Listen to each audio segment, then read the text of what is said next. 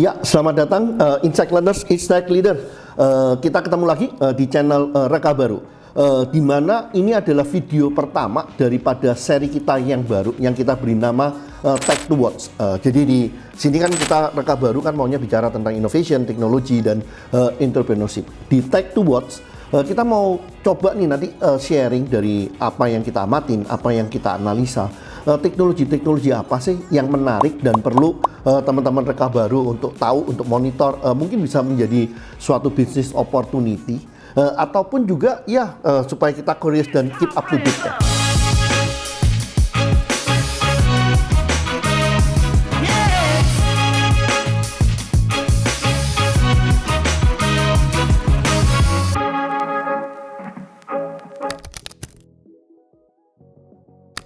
Di video pertama ini kita mau bahas tentang wearable technology.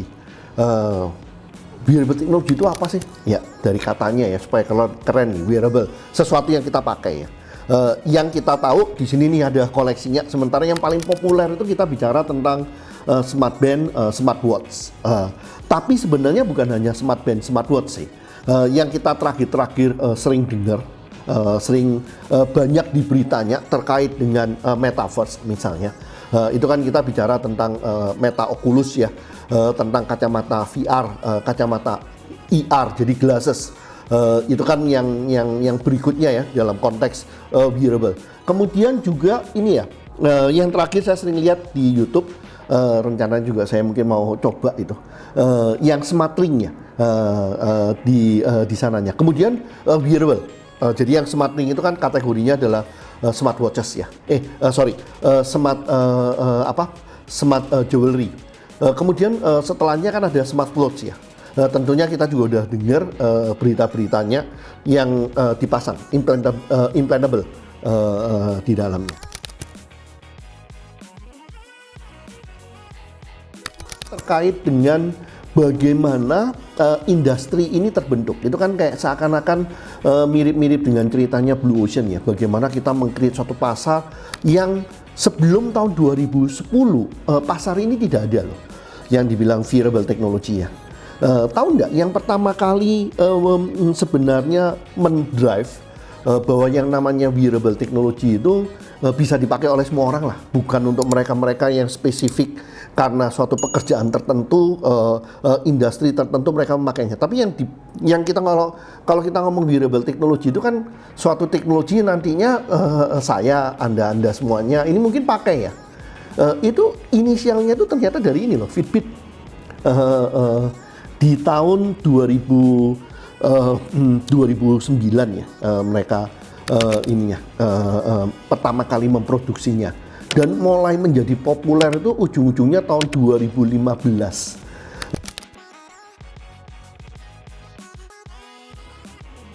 Nah, kalau kita lihat dari perspektif innovation ya, ini menarik kalau dengar-dengar dari ceritanya. Jadi ceritanya kedua founder daripada Fitbit, ini kan mereka main game Nintendo Wii ya di sananya. Kemudian mereka melihat adanya suatu moving sensor teknologi yang berkembang karena game ini. Nah mereka kebayang tuh untuk orang-orang para yang suka main sport, baik sebagai profesional sport ataupun mereka yang hobi, bahwa kalau dengan moving sensor ini bisa dipakai, itu kayaknya olahraga yang satu ini akan menjadi semakin sosial. Dalam artian sosial itu kan bisa menjadi kayak bahan pergaulan, membentuk sebuah community dan juga fun-nya di sananya. Sewaktu mereka memperkenalkan prototipe itu langsung meledak loh.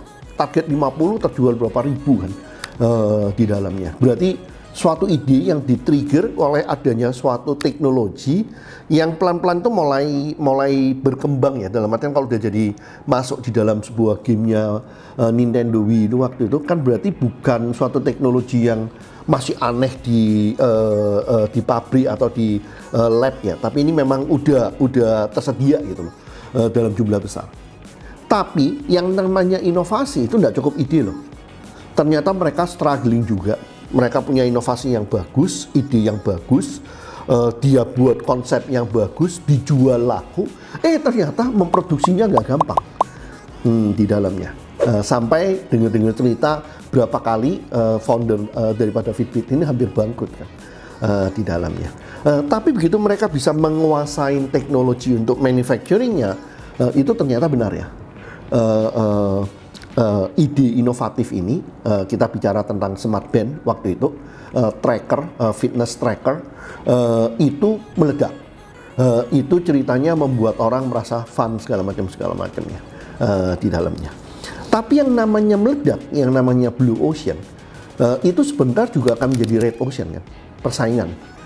2014 Apple masuk, kemudian yang lainnya Samsung masuk, dan yang lain-lainnya masuk nih di dalamnya. Sehingga mulai terasa kan, inovasi doang, bisa jualan doang, itu nggak cukup karena nantinya yang lain-lainnya akan masuk juga. Sehingga mereka membutuhkan inovasi-inovasi baru apa lagi nih yang bisa dikerjakan. Fitbit 2015 mulai memperkenalkan yang dibilang waktu itu adalah namanya Fitbit XR ya. XR dalam artian heart rate. Nah ini yang dulunya itu yang dibilang smart band itu, fungsi utamanya itu fit and fun, dalam artian ya kita bisa nge-track, kita bisa saling bagi, kita paling bisa nunjukkan ke orang lain. Itu pelan-pelan mulai menjadi sesuatu yang ke arah ini nih, menjadi sesuatu yang arahnya itu mulai ke arah health. Ini yang populer sampai sekarang ya, di health. Hanya Fitbit nanti akan melihat nih, ternyata begitu functionnya ini mulai pecah, persaingannya semakin berat dengan seperti Apple, kemudian seperti Samsung, kemudian Huawei yang pada dasarnya mereka kan the giant ya di dalamnya ini. Sehingga di sini kita ngelihat hari ini market share-nya Fitbit sih mulai mengecil ya. Dia kalau nggak salah di top 10 itu hanya di ranking 7 atau 8 ya. Yang di atas itu kan yang mereka yang memang big size ya. Apple di nomor 1, kemudian Samsung, setelahnya itu Huawei, itu yang besar-besar.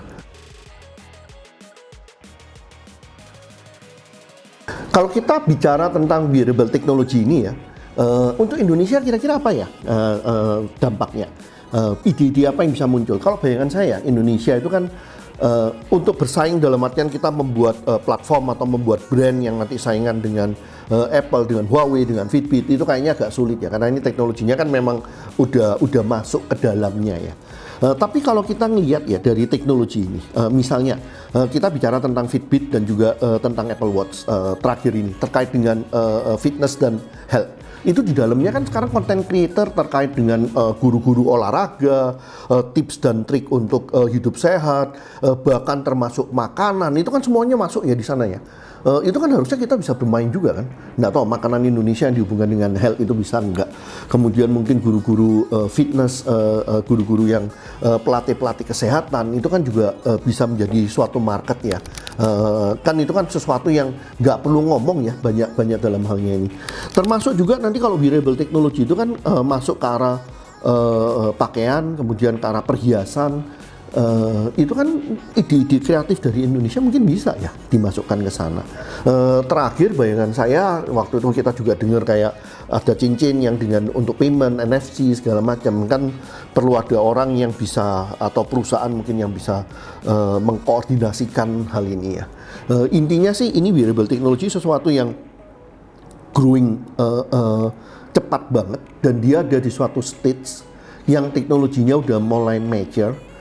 Yang mungkin di stage yang seperti ini kita Indonesia jangan sampai hanya menjadi consumer gitu, bisa ikut bermain, bisa ikut dapat cuannya. Thank you. Satu lagi saya lupa, kalau teman-teman ngelihat video ini ada gunanya, tolong cerita ke teman-teman yang lain, subscribe, like, komen, dan juga sekalian notice. Thank you.